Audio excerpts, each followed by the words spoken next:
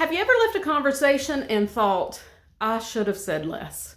Well, you're not alone there. And I think it's a lifelong lesson that we all learn. There's a quiet wisdom that comes with learning when to speak and when to just pause and stay silent.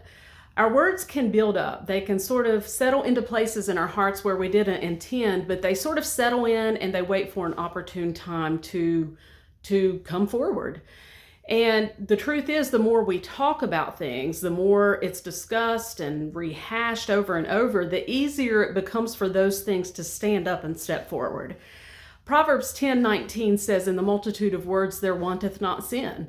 And that simply means that when we're discussing a whole lot and we're rehashing it, that it's very likely sin is going to show up in that somewhere.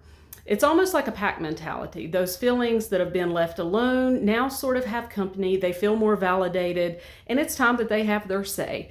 And this is when we tend to exaggerate or when we say things that we can't take back. So this is why we regularly ask the Lord to search those places in our hearts.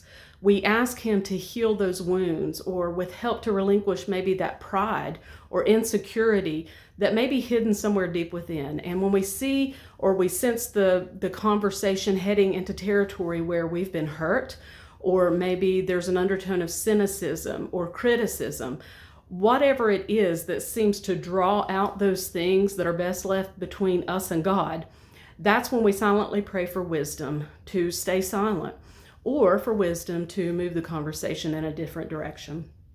More times than not, I believe we'll find that restraint isn't weakness, it's wisdom.